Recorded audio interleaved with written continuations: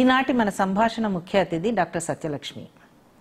Doctor Satyalakshmi గారిని కలవటం కోసం పూణేలోని నిసర్గ గ్రామ్కి మనం ఈరోజు వచ్చున్నాం. అంటే ఏ ఉద్దేశంతో ఈ క్యాంపస్లో ఈ నిసర్గ గ్రామ్ని మీరు డెవలప్ చేశారు? గాంధీ గారు, సర్దార్ వల్లభాయ్ పటేల్, జయప్రకాష్ నారాయణ లాంటి మహామహులు, తర్వాత జేఆర్డి టాటా, బిర్లా, వీళ్ళందరూ ఒకప్పుడు ఎన్ఐఎంలో తిరుగుతూ వాళ్ళు ట్రీట్మెంట్ తీసుకునేవాళ్ళు.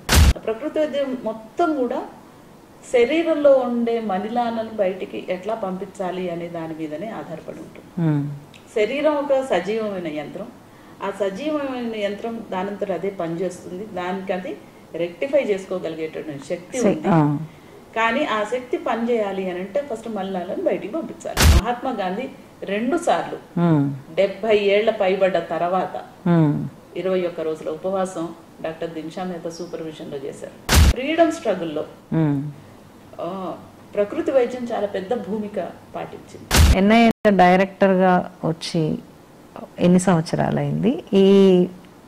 ఈ సంవత్సరాల్లో మీ వర్క్ ఎట్లా నడిచింది? నిజంగా ప్రజారోగ్యం ప్రకృతి వైద్యం ద్వారానే సాధ్యం అవుతుంది. ఎందుకంటే ప్రజలు వాళ్ళ ఆరోగ్యానికి వాళ్ళు బాధ్యులు కావాలి. మొదటగా వాళ్ళ కాలేజెస్ లో, స్కూల్స్ లో వీడ్స్ అనేది మొదలైంది. పిల్లలు అన్ని రకాల అలవాట్లకు, చెడు అలవాట్లకి బానిసలు అయిపోతున్నారు. అది ఈవెన్ డిజిటల్ డీటాక్స్ కూడా మేము మొదలు పెట్టాం. వాళ్ళు ఒకసారి మీరు బీపీ వస్తే వదులుకోగలరా? ఒకసారి షుగర్ వస్తే వదులుకోగలరా?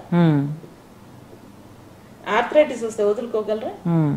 ఇవేవి వదులుకోలేని జబ్బుల్ని మనం తెచ్చుకుంటున్నాం. ఇవి అవాయిడబులా? చాలా మేర అవాయిడబుల్. 25 ఏళ్ల పిల్లవాడు మా దగ్గరికి బీపీ తోటి, షుగర్ తోటి వస్తుంటే చాలా వాళ్ళని చూస్తే జాలేస్తుంది. 10 ఏళ్ల లోపు పిల్లలు ఒబేసిటీ తోటి మా దగ్గరికి వస్తే ఇంకా వాళ్ళ లైఫ్ ఏంటి చెప్పండి.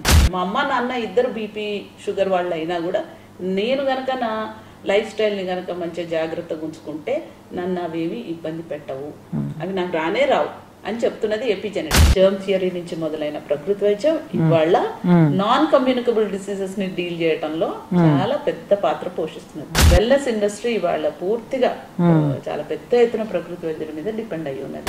ఒక్క న్యాచురోపతి కూడా చనిపోలేదండి కోవిడ్ టైంలో. ఎందుకు? వాళ్ళు కూడా చేస్తున్నారు రెగ్యులర్ గా జల్నేతియర్. ప్రకృతి వైద్యులు చాలా రేషనల్ పీపుల్.